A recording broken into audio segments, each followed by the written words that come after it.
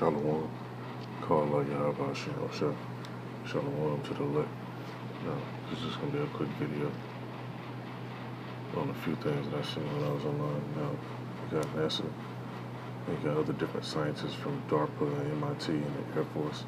They said they've been holding Zoom meetings since last November to explore how to make anti-gravity tech, which that's not how the actual ships or the chariots of the Lord actually move. They're not anti-gravity vehicles, and I'm going to get into that in a minute. Go into how they actually move for real. Let me look at this vehicle. Scientists from NASA, DARPA, MIT and the Air Force have been holding Zoom meetings since last November exploring anti-gravity tech. What, like a UFO? Let's have a little look. That's right, according to investigative websites, anti-gravitational propulsion is a exclusive platform for alternative propulsion energy concepts, or APPC. Bringing together every genius and fringe theorist into the same vertical space. The all propulsion community is highly intersectional, and we are sandwiched between the aerospace, defense, electrical engineering, physics, UFOs, and frontier science cultures. Of the 22 meetings that have taken place thus far, vast amount of topics being talked about, ranging from superconductors. And keep in mind, for them to even bring this information out or whatever, it just further proves that they've been knowing, they've been seeing the chariots, they've been seeing the angels. They got documents of all this stuff. So yeah, people that still don't know that the chariots is actually mentioned in the scriptures numerous times. I'm gonna go over different precepts about it. Let's see. Book of Ezekiel break it down to a T. I'm gonna let this play some more than I get into it. Gravitational physics and UFOs. 16 of the 71 participants in November event are current or former NASA staff. If anyone knew about anti-gravity, it would be those lads. The concept of anti-gravity is a hypothetical phenomenon creating a place or object free of gravity, which of course isn't possible here on Earth. But back in 1989, a man called Bob Lazar said he was working at a secret base called S4 in Area 51 to advance engineering a vehicle from another world which was propelled by anti-gravity. The power source is an antimatter reactor. They run gravity amplifiers. There's actually two parts to the drive mechanism. It's a bizarre technology. There's no physical hookup between any of the systems in there. They use gravity as a wave guide. It's almost like microwaves. And for that, it was vilified. You have to ask yourself, is anti-gravity achievable on planet Earth? And Bob Lazar got an invite to the conference. It doesn't fly as it would in the science fiction movies. It flies with the belly, the bottom forward.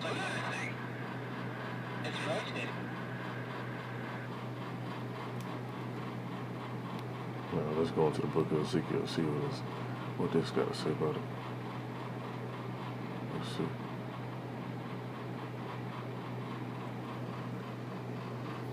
Which one I want to start at? No, I'm just going to read on down. I don't even want to skip over too much. That's in the book of Ezekiel, chapter 1, and verse 4. It says, "And I looked and beheld a whirlwind that came out of the north, a great cloud, and the fire enfolding itself." This would almost look something similar to this. That's why they had it on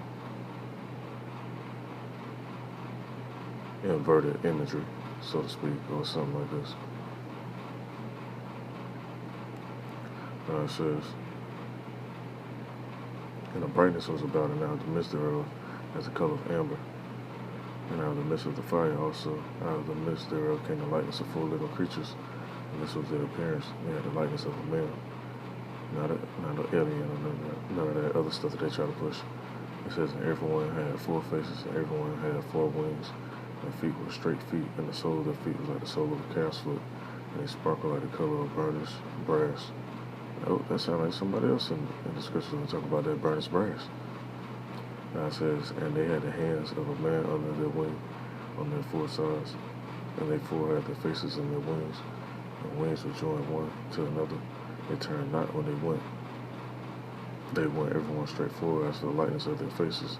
They 4 had the face of a man, the face of a lion on the right side, and they four had the face of an ox on the left side.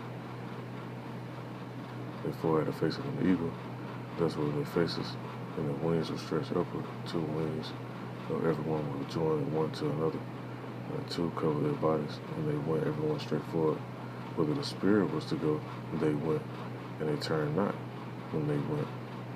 So all this anti-gravity and antimatter and whatever nonsense they're trying to create, it's definitely not going to be the same as this. Now it says, as for the likeness of the living creatures, their appearance was like burning coals of fire. Let's get that image again. Look at burning coals. I brought this out in the previous video.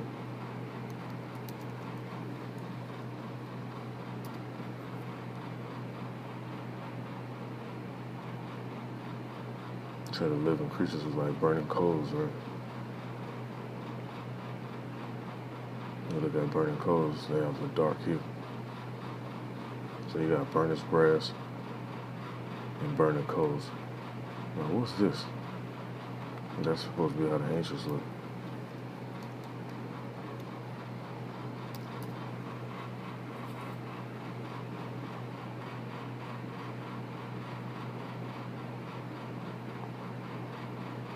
All these images, they don't look like burnished brass and burning coals.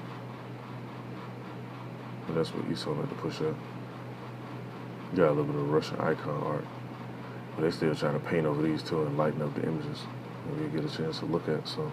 We'll go search up the Russian icon arts. Some of the artwork they have from Germany and Scotland. They actually got some of the actual paintings. When the people mentioned in the scriptures was painted dark skin and not like this. But anyway, that ain't what this video about. I just want to bring that out for edification. I'll read on some more though. It says their appearance was like burning coals of fire, and like the appearance of lamps. It went up and down among the living creatures, and the fire was bright, and out of the fire went forth lightning, and the living creatures ran and returned as appearance of a flash of lightning. So that's how fast it was moving. And I'll read on some more. It says, now as I beheld the living creatures, behold, one wheel upon the earth by the living creatures with its four faces. The appearance of the wheels and their work was like to the color of a barrel. And they four had one likeness in their appearance. And their work was as it were a wheel in the middle of a wheel. When they went upon their four sides. They turned not when they went. As for the reins, they were so high that it was dreadful. Their reins were full of eyes round about them four. And when the living creatures went, the wheels went by them. And when the living creatures were lifted up from the earth, the wheels were lifted up. Whatsoever the spirit was to go, they went. If there was their spirit to go, and the wheels were lifted up over against them. So that once again, that's not no anti-gravity or antimatter type technology. They can't recreate this. Those vehicles are operated by spiritual beings, by the spirit. It's not operated by physics, or what we know as physics. Now it says, for the spirit of the living creature was in the wheels. So it wasn't no fuel pump or no damn gasoline, no petrol oil in the chariots. It wasn't no antimatter. It says, for the spirit of the living creature was in the wheels. It says, when those went, these went. And when those stood, these stood. And when those were lifted up from the earth, the wheels were lifted up over against them. For the spirit of the living creature was in the wheels. And so you got Esau, so-called American scientists. They want to try to create this. And they're not. And you got people in the comments that say anti-gravitational propulsion is very simple. Say they learn about gravity and stuff. A spiritual vehicle don't operate by the laws and physics of gravity. That's why they move. That's why they actually document them and record them. They don't move like anything that you ever seen. If you ever seen one personally, like me personally, I've seen some. They don't move like how you would see a drone, a helicopter, a plane, a stealth fighter, any of that other stuff that Esau got created. Let me go to another video that I want to pull up.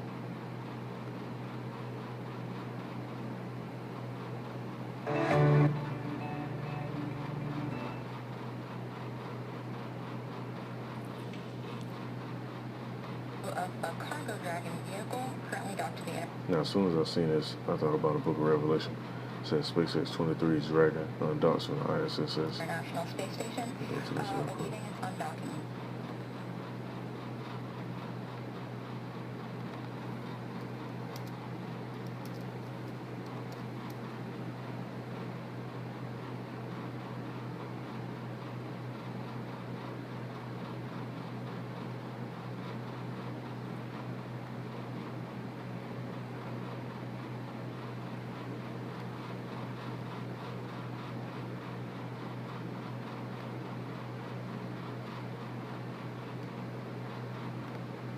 It's in the book of Revelation, chapter 12, verse 7. It says, "And there was a war in heaven. Michael and his angels fought against the dragon." And it's no coincidence that they call their space probes or their rockets SpaceX 23 Dragon. It's all documented, man. It's all part of prophecy. It says Michael and his angels fought against the dragon, and the dragon fought his angels. Now, what's going to happen? Let's go to that. It says, "And prevailed not." So they can build all the rockets and all the lasers and all the anti-gravity vessels they want to build. It's not going to work. It says, "And prevailed not, neither was the place found any more in heaven." And this lines up also with the scripture in the second Ezra, which I ain't going to get that one. I'll pull some other precepts, but if you read it, then you know what I'm talking about. If you haven't read it, read second Ezra chapter 13. Let me go to this other precept in the book of Zechariah.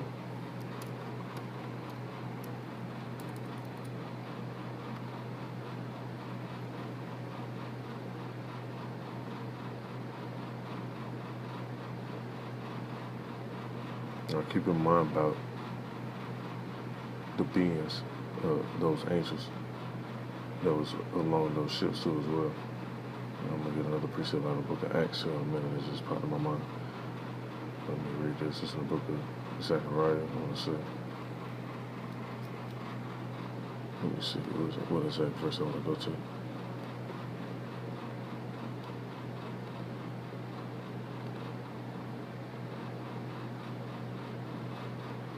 Alright, it's in the book of Zechariah, chapter 5. I'm going to just read on down from verse 1. It says, "Then I turned and lifted up my eyes and looked, and behold, a flying roll. And he said unto me, What seest thou? And I answered, I see a flying roll. The length thereof is 20 cubits, and the breadth thereof 10 cubits. Then he said unto me, This is the curse that goeth forth over the face of the whole earth. Everyone that stealeth shall be cut off, as on this side according to it. And everyone that sweareth shall be cut off, as on that side according to it. I will bring it forth, saith the Lord of hosts, and it shall enter into the house of the thief." It's the house of the thief, it's talking about Esau. It says, "Into the house of him that swear falsely by my name." They always talk about God bless America and all this other stuff. When the prophecies talk about the end game for America, also known as Babylon or Mystery Babylon. Now it says, "And it shall remain in the midst of this house, and shall consume it with the timber thereof, and the stones thereof." Now, it's another. Let's see. What it says in Zechariah chapter 6, if I ain't mistaken. Alright, yeah, here it goes. Zechariah chapter 6, it says in verse 1, "And I turned and lifted up my eyes and looked, and behold, there came 4 chariots out from between 2 mountains. And the mountains were mountains of brass. And the first chariot were red horses, and the second chariot black horses, and the third chariot white horses, and the fourth chariot gristled and bay horses. Then I answered and said unto the angel that talked with me, What are these, my Lord? And the angel answered and said unto me, These are the 4 spirits of the heavens, which go forth and stand before the Lord of all the earth." That goes into the other precept that says, "The eyes of the Lord are 10,000 times brighter than the sun. Then the eyes of the Lord run to and fro on the earth, as eyes of them angels," those spirits. And it says, "The black horses which are therein go forth into the north country," which we in right now. It says, "And the white go forth after them, and the gristle go forth toward the south country." That's why down in South America too as well, it'll be a lot of sightings down there of them chariots. And it says, "And the bay went forth and sought to go, that they might walk to and fro throughout the earth, and he said, get ye hence, walk to and fro through the earth. So they walked to and fro on the earth. And let me get this precept real quick, and then I'll go to the book of Acts, so you can see what I'm talking about, because I remember, but just for edification's sake.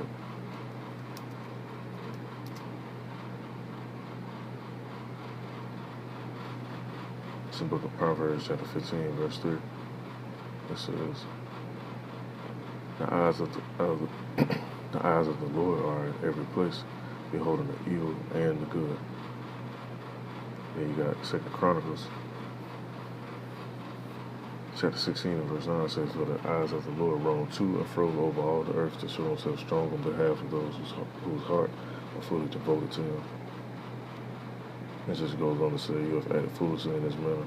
From now, therefore, you will be at war. Now, let me see. It's another precept I want to get. There's one more that's similar to this too.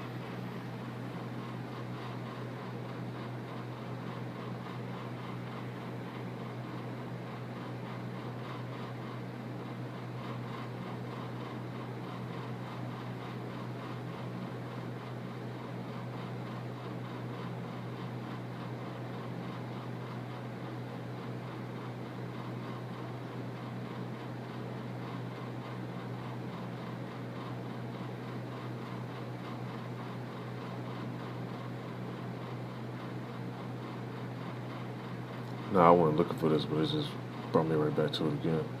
A different translation, it actually says to patrol the earth. Let me see.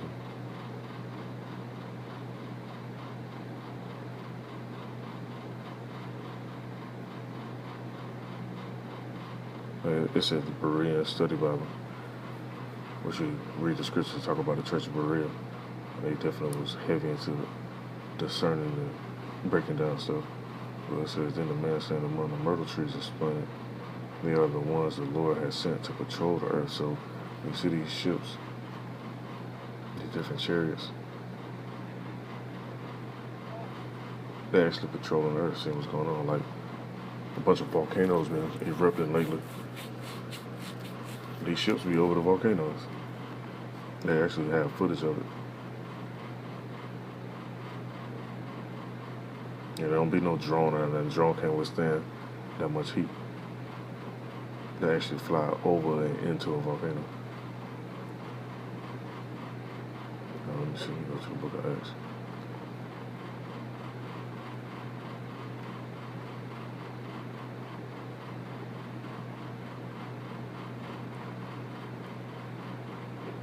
Let's see where I'm at.